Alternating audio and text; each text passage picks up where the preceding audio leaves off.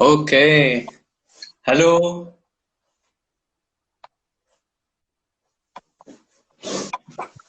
Hi. سمعتيني؟ كله Yes, I تمام؟ am. Yes, everything is اوكي. working well. اوكي, great. How was your day so far? It was good. It was a lazy day because we don't have any exams because of Corona. So it was a lazy day. What about your day? It was more like a marathon, but it's fine. Welcome to all the millennials. أهلا وسهلا فيكم. Happy New Year. إن شاء الله عن جد هيدي السنة تكونوا يعني crushing the year. ومريم, welcome to the first of the lives that we will have. رح نكون لقدام عم نعمل كذا لايف، حتكون تقريبا كل ويك في عنا لايف مع حدا، ورح نحاول هيدا اللايف يعني نكون عم نعطيكم the utmost value that we can. اوكي. اول شيء لخبركم انا سعد. I'm the co-founder of Awaited Millennials. وهلا تركت فليت من لبنان، انا بجيرماني. This is why I have the hat، لأن هون في كتير برد. ومعنا لأول لايف مثل ما قلنا لكم مريم محمد. So she's 21 years old. She's a Palestinian and she founded two NGOs up until now. ما بعرف إذا في شي مشاريع بعد لقدام أكتر.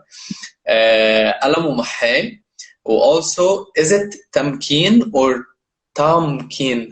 No, tamkeen, as in Arabic, tamkeen. Okay, so وتمكين and you've worked with other NGOs، يعني ساعدت بأشياء تانية لحتى يصير في like even like a better more progress بالأشياء اللي هن بيقدموها، مثلا مثل food blast، مثل لوياك. حتى كمان internationally في the WHO organization اللي هن ال World Health Organization. So لأن أنت الباك جراوند اللي إلك medical lab or Mhm. something like that. Yeah, we're the Yes. same university. أنا بالAU كمان كنت. No, really? بس أنا إيه. ف... فحتى كمان internationally with the World Health Organization she was able to like provide value من ناحية preparing شيء أكتر للmental health على حسب ما فهمت. Now True. you also have like more things you are doing. You are in the YLP, the UNDP YLP.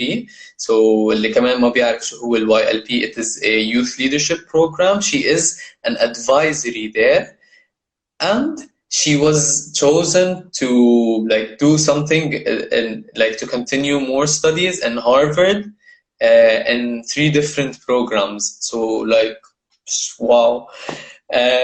So هلا انت يعني ما بعرف اذا انا قصرت بشي هلا معك، في شي نسيت اقوله. Mm-mm. Nothing too important. Like this or small stuff about me. Like الاشي مثل هيك اللي بقولوا التايتل عن مريم محمد. بس like before ايه. all these titles وكل الاشي اللي وصلت لها, there is a story behind this, how to reach this. Even so we are in Lebanon, which is كتير أشخاص بيشوفوها كتير شيء كتير صعب إنه يوصل لمطارح كبيرة وهو من بلد زي لبنان. بس today إن شاء الله I'm gonna prove to you إنه even if you are in Lebanon you can reach anything that you want. You just have to believe in yourself. حلو حلو. وبس هلا هيدي الطريقة أكتر حنحكي من منحى إنه أنت كيف قدرتي توصلي لهالشي كمان من ورا حسب الطريقة اللي أنت مشيتي فيها، مش حيلا طريق أو إنه you can do it و this is it. لا، حنحكي كيف قدرتي توصلي له، ويمكن هي via volunteering. Mm-hmm. Okay. True, So very true. what's volunteering بالنسبة لإلك؟ Alright, so هلا sorry هحكي أكتر بالإنجليش أكتر من العربي because some of the audience may be international, so we want all the people to get benefit from the answers because Lebanon is a third world country as so many countries out there in Africa or wherever in the world. So like if we have any international audiences, we want them too to have the benefit of today's talk. So the first question Mhm. Saad asked me is about how do I envision volunteering? What is volunteering for me? So the first time I heard about volunteering, I was thinking, all right, it's something I need in my application when I apply to universities because they do like social work on your university application. And I always had something in me. I always wanted to help people because in Lebanon, I think most of you live here. We see problems all over the streets. We see children digging up in the garbage, old people begging in the street. We see child working all day long. And this problem really did affect me when I was little, and I always wanted to do something about it. So the first method I was able to actually make a change in my community, it was volunteering. So when you volunteer, you wonder or you say, all right, I'm just spending hours serving my community, or I'm just having some free time I'm putting up. But it's not the case. Each minute when you spend volunteering, you are changing someone's life for the better. So if I gave someone a plate of food, you think, all right, I just gave them food. But for them, it may be the only food they're gonna get for a week. You made so much difference in this person's life. That's why volunteering should not be taking something lightly.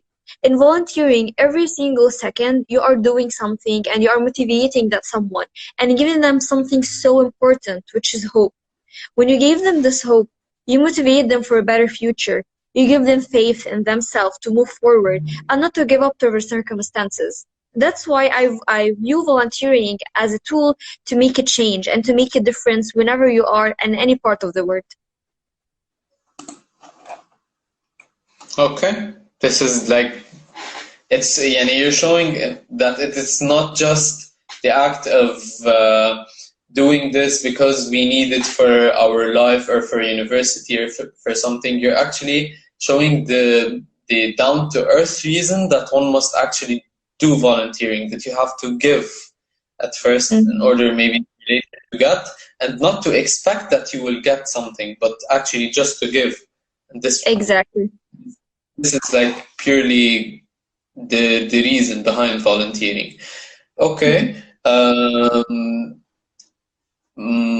Doesn't this change like some point, or isn't it hard for someone to start in a way to do volunteering or to go through volunteering, maybe to break the bubble or the resistance? Because also in different countries, people they don't feel ashamed, but it's more like, why would you spend your time and do this thing and you benefiting? So there's like this bubble or this resistance that we would want to break. So how would one be able to overcome the resistance or to break the resistance? All right, so volunteering, to start volunteering, it's a big step itself.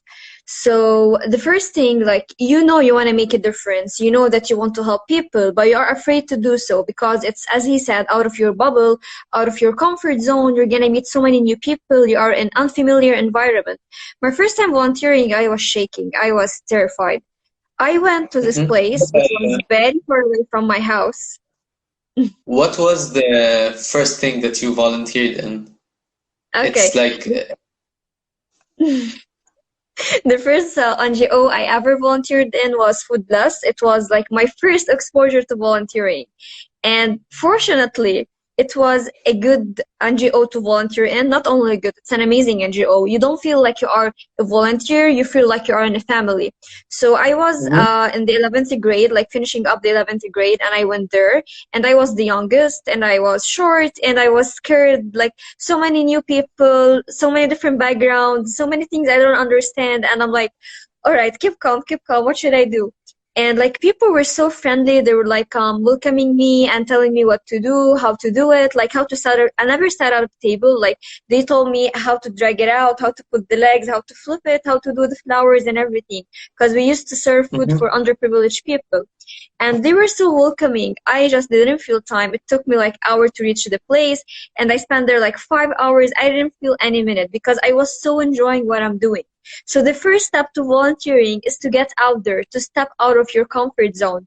I know it's terrifying. It's every single time I go to a new NGO or I do a new project, deep in my heart, I'm terrified because it's something new. It's not something I'm used to it. There's no familiarity between what I'm doing and like the stuff I'm exposing myself to. But after actually taking the step and pushing ourselves to the unknown, we discover how beautiful it is. Meeting so many people, different Mm-hmm. background, diverse background, and this has lead us to another thing, which is connections and networking. By volunteering, you're gonna network with so many people and do so many connections that will help you out in your future. And I think later on we're gonna like highlight the importance of volunteering. You said in volunteering you give and you don't expect anything in return. But actually without you knowing, you get so many things in return that we'll be later talking on. Mm-hmm. See, like this is what I'm seeing right now is a millennial who actually broke into the resistance and started like with you started with one idea which was or with one NGO which was, as you said, Food Blast. I could not. Now you have your own, like, yeah, you have you are a founder of two, and you have helped other ones other than Food Blast. Okay, so like usually when we see volunteers, they are full of enthusiasm and health, and at some point, like, some people are considered maybe they won't be able to help much during the volunteering, or they're not very youthful. So like, is it at some point one that becomes not youth? And like, before we answer that, guys, if you have any questions, like, you can send them on the Q&A. There's this like question and it's a bubble, so you can send all the questions and we will have a small Q&A session at the end, just so that you don't forget about that. Yeah. All right, so answering this question, being millennial or youth, it's not about a matter of age. We have people volunteering at the age of 80 and 85. Like, there's so many different age groups. You stop being millennial when you want to stop to make a change or to move forward, move for the better. This is like when you can not call yourself a millennial, because millennials need to have motivation to do better, to make a change in their community. So as long as you are driven by this, even if you're not actually working on the ground, but you are still thinking about it, I want to do something about it. And for all these people who are watching and they still did not volunteer or do anything to make a change in their community, it's totally fine. As long as you are thinking about it, it shows that you care. And at some point, I'm gonna tell you, you will make a difference. Maybe not today or in a month or in a year or years later on. But because you are thinking about making a change and you want to do something, at some point you're gonna get up and you're gonna do something about it. For me, I got lucky because I did it early, because I could not bear anymore what I was witnessing in my community. But for you, it may take some time, and it's totally fine. A lot of great things take time. So don't worry about not like, okay, I want to do volunteering, but I'm scared. Take your time. It's totally fine. We have all the time in the world. But be sure, you always need to be motivated to create that change and difference.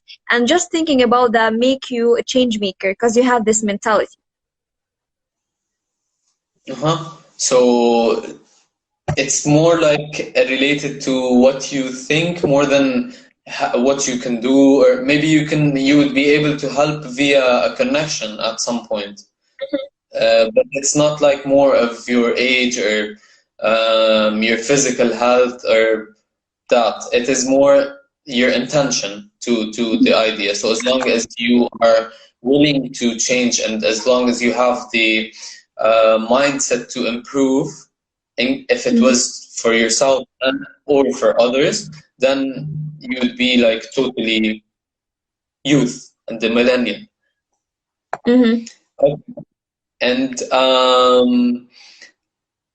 like, it is like, as you said at the beginning, if you want to start, it is difficult or hard, or you might need time. But like, throughout the journey, like, how long have you been, since what age? All right. So like the first time I went officially volunteering, it was the end of 11th grade, I think. But like when I was a little, I always used to do like small initiatives by myself, like trying to help people out there collecting some clothes and this kind of stuff, small stuff. I didn't think that Oh. it's actually make a difference. But when I started volunteering the first time, the feeling that I felt that day, I could not even describe it.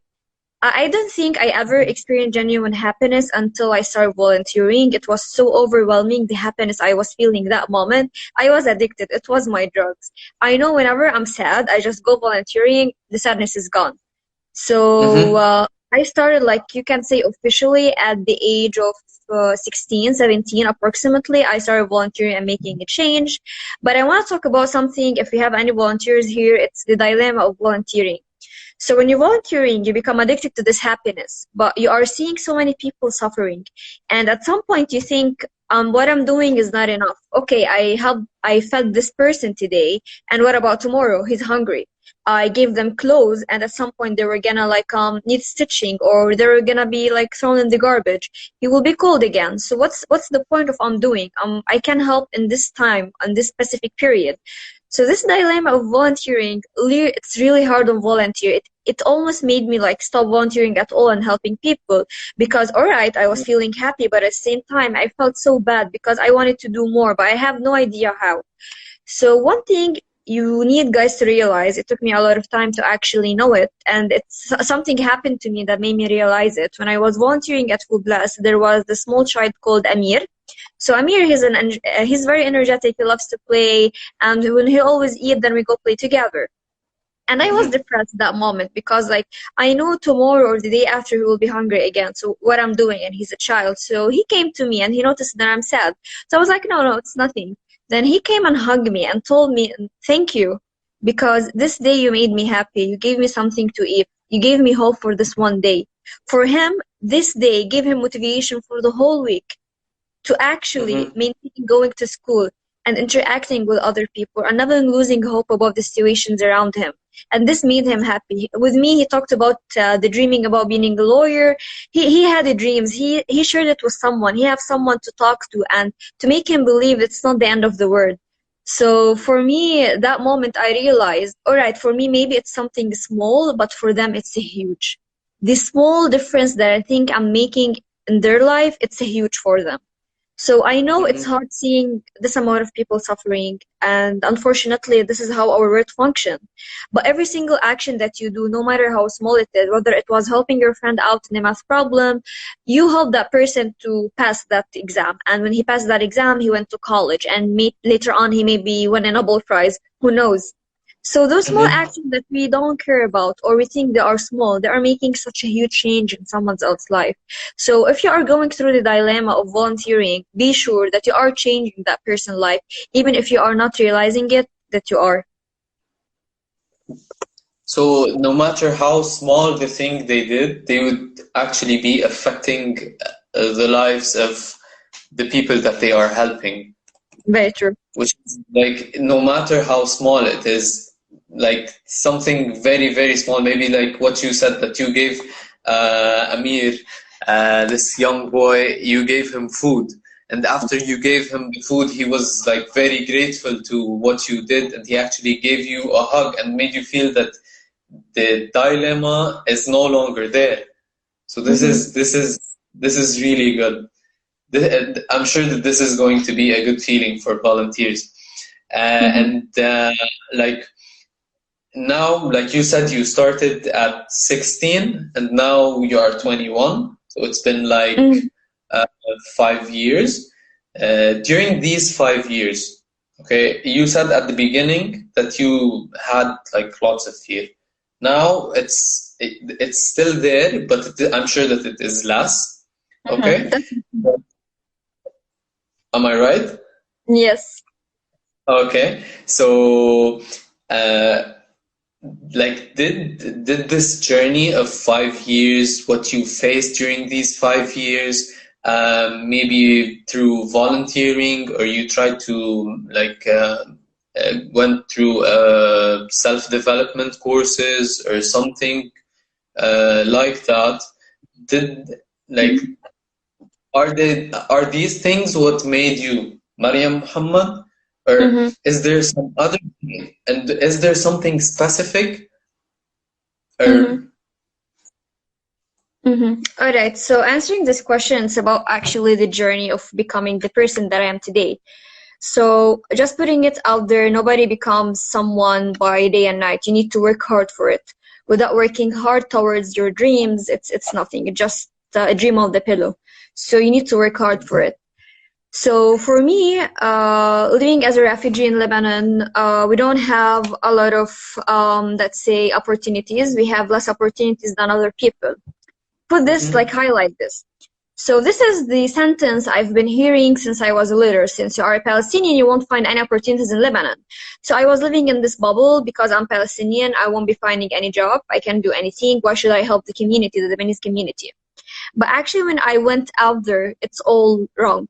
It's completely wrong. They don't look about your nationality or your religion or if you're a male or female. Some organizations do, but there are very few.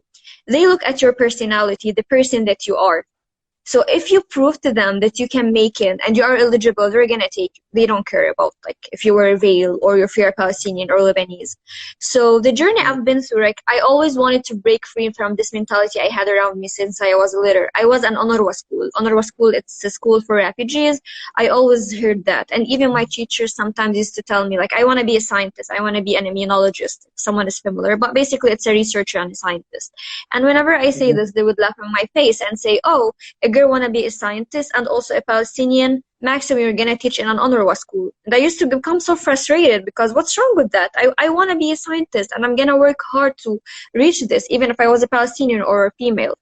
So actually what I did since I was a leader, every negative comment that someone would give me, I would take it and put it as a gasoline to motivate me to reach my dreams. So in my mind, I was saying, I will prove you wrong. I won't say, oh, okay. No, you said this to me and I will prove you wrong. And someday I will. And so far, it's working. Mhm. So Yeah. basically in my journey, the end point of it, to every single person that you meet have his unique story and have something to offer to you to learn. So like when you go in a social event, in a project, or whenever you go and you meet someone, this person is very unique. Nobody is the same. Literally, we have no similar people. Everyone is unique and you can learn something from them. And every single time I meet a person, I wonder what's the story behind them? What's their background? What can I learn from them? What can I offer for them? It's about giving to each other. How can I make that person rise? And one thing important about millennials is being leaders. Being a leader is not being, okay, I have this group, I'm gonna lead the group. No, that's not being a leader. Being a leader Mhm. is motivating others to be leaders. Because if I'm a leader, I'm gonna be impacting you, and that will be it. So when I teach you how to be a leader, you teach others how to be a leader. That's how we expand the circle of leaders, and that's how we expand the difference Uh-oh. and the change we are making in our community. That's why being a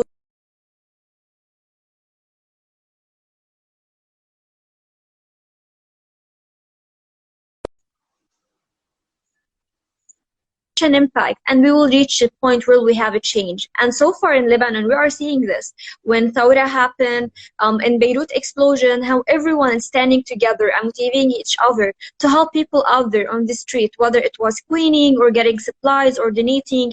Each one of us was being a leader by telling their friend, let's go, let's help others. And that's how we create a big change. And so far we are seeing it. The millennials in the community are rising together to give back to their community and help out each other. So Mhm. basically, if I can sum it up, is be a leader, a true leader, not someone who just want to lead a group, and learn, always learn. Whenever you are, you can learn from someone or you can learn from anything around you. Mhm. So it's mainly like, thank you, millennials. You will change the world. And like, um, did you like grow during the journey? Like you talked about leadership, you talked um, like as if it is, or not as if, because it is actually a core skill or core value that one must have. Are there any like other values that millennials should have in order to improve community, in order to volunteer? and grow themselves and the people around them? All right. So one thing I think is very important is to be true to yourself. Don't fake it. If you don't like volunteering, don't push yourself into it. There is so many stuff other than volunteering you can do and make an impact in your community. For example, if you like business, you want to be an entrepreneur, that's a great way to change your community. If you don't like volunteering, you can start a project where you can get paid. There's so many stuff you can do to make a change. Not also like doing volunteering. There's so many things you can do. So I want people who they do stuff for the sake of social media or the sake they want to do something or just to put it on the application or on their CV. You won't It is learn just anything from this. Yes, yeah, Sad? as if it's just an ad, like, see me, I'm doing this, check me out, Yes. taking out the phone and taking a selfie. We're helping the people, and then like when he puts the phone back, he simply everything is done. Like, we did the help and we took the selfie. That's it. Exactly. And this is not the mentality of a change maker. If you don't like Yeah. it, just don't do it. It's totally fine. No, nobody is forcing you. When you want to do something, do it with passion. So be true to yourself where you're doing something. If I don't like it, I won't do it. When sometimes I go volunteer with some NGO, I absolutely hate it. I just don't go there anymore. I don't just keep doing it for the sake, oh, I'm volunteering in 9 NGOs now, not 8 NGOs. No, that's not the case. When I find something I don't like, I'm true to myself. I don't feel comfortable. I don't like it. I'm not going to go there anymore. So when you actually put something on the CV, by the way, in like important organization like the United Nations, or if you ever applied to Harvard or any other organization in the world, they're going to ask you about what you put on your CV. So let's say you volunteer at Food Blast and you absolutely hated it, which is impossible because it's an amazing NGO. But let's say it's an example. And they're like, what did you mostly enjoy about Food Blast? And he's like, I enjoyed helping others. The way that they'll be talking about it with no passion, with no motivation, it will be obvious and you're gonna get busted. And this will be a minus for your application. So you should never Yeah. do that. Just, if you don't like it, don't do it. Find something that you're passionate about. Because a lot of people, they found the passion in entrepreneurship. Some like doing a long-scale project. Some like, I don't know, starting their own businesses. There's so many possible ways to change our community, not only by volunteering. So be true to yourself. And another thing that me and Saad were talking about is communication. So it's very typical in youth, and like I like got out of this bubble, thank God. It's about communication. When you want something, ask for it. Don't expect the other person to magically, okay, he needs this. I want this. I'm gonna go and ask for it and say, hi Saad, I would like an opportunity to go on this community and give a talk. I'm not like every day talking to Saad, hi Saad, how are you? Interesting project. That's amazing. I like what you are doing, and sugarcoating. No. Communicate. Tell them, I am eligible for this opportunity, 1, 2, 3, 4, and I would like you to offer me an opportunity to come on the platform. And actually, if you like an employer and you went to that person, and I'm like, I graduated from, I don't know, Beirut Arab University in my case, and I'm passionate about medical lab because I love helping people, I love working in the lab, and I absolutely enjoy diagnosing and doing this or that. You show them that you are passionate and you are going for what you want. You're not sitting around and waiting for the opportunity. Go chase the opportunity. Don't wait for it. And whenever there's an opportunity that you think you are eligible and you will enjoy it, catch it. Like, apply. Even if you get rejected, it's totally fine. I apply for 5 programs, I get accepted into 2. Totally fine. I just like take every opportunity that I have and make the best out of it, even if I succeeded or failed. Failure is just the part for the next success. So it's totally fine. Yeah, true. Like, you have to like accept rejection at some point, and you have to always like try to reach out. If you reach out to someone and tell them that, can we do this, or how about we do this idea, and maybe they would not want, or maybe they don't feel like you're eligible to actually do this, they might say no. And like the other part that you were saying, that this is more like my motto, or I use this most of the time. So it is only 3 sentences: be authentic, be real, be you. Okay, so this is like, be yourself. Simply, as you said, if you don't like this NGO, don't volunteer in this NGO. If you like this this specific idea, you can volunteer in this specific idea, or you can go after this goal, but do Exactly. what you want. Mm-hmm. Yeah. Exactly. Put the And time, the passion, and the commitment in something that you love. Like, it will be wiser than putting in something that you are absolutely hating. Because at some point, you're not learning, you're not going to get any result out of it, and it's like waste of time. So do something that you're passionate about, give it time, commitment, and passion, and trust me, you will see a miracle. exactly. So one more, like maybe final question. Um, if you like this journey that you went Mhm. through, okay, and others would like to go not through the same exact journey, okay? Mhm. Hello, are you still with me? Yes, yes, I can hear you. Okay, so if someone would like to go through the journey, volunteering journey, okay, Mhm. um, what should actually influence them, or what should they do to continue through that journey? Mhm. Uh, like, and you are also like saying that at some point maybe you might not like to be part of this NGO, you might like another one. How would you know which one it is? So it's mainly like, is it choosing, or is it being influenced? Which Mhm. one is it? All right. So basically, let's say you always wanted to make a difference in your community. So for me, the first thing, as I said, I did is volunteering. So I went, let's say, to 4 NGOs. I volunteered in them. I like two Mhm. NGOs. Two NGOs, I hated them. So simply, I eliminated them. I don't want to volunteer there anymore. But I don't have time Mhm. to volunteer in two NGOs. So I need to prioritize which NGO I would think I would make more difference. Which NGO I will learn more from.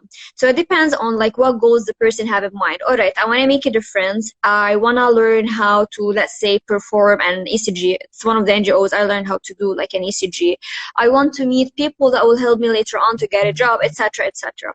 So you put down the list of goals that you have, and you search for the NGO where you can learn those skills or have this network or connection, and you go with it.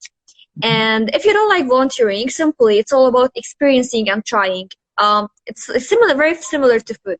When the first time you try pizza or a burger, and like, okay, I love burgers, but I don't like pizza. So I don't eat pizza anymore. I Mhm. go with burgers when I go out and eat. The same thing, I tried entrepreneurship. I didn't like it, but I like volunteering more. So I stick with volunteering and I keep like rising level with it.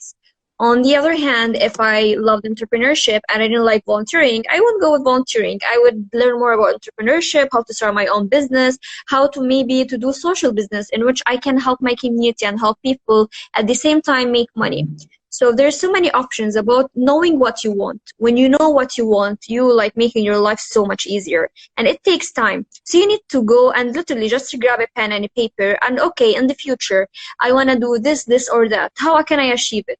I can achieve it first by learning these skills. I can achieve it by going to conferences. I can learn it by meeting these people. So you start working towards this till you reach it. And you need to organize the way that you are thinking. When you're organized in the way that you think, you can reach so many stuff. So it's very important to know what you want in order to achieve what you want. So when you know what you want and you may think that you want that thing, and when you experience it, you don't like it, you know, okay, this is wrong for me. So you go for the next thing and think, all right, what do I really want? And at some point, you're going to reach the point, all right, this is me, this is Mariam, or this is, I don't know who joined now, Osama. You know this, like, this is what I want to do for the rest of my life. So you keep working towards it until you reach it.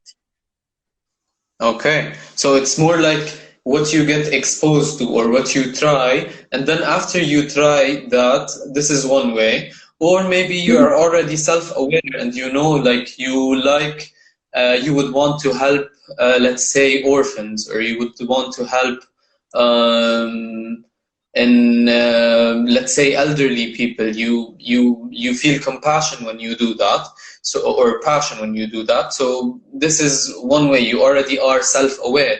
But if you're not, you have to be more self-aware if of what you want, more Very like true. to.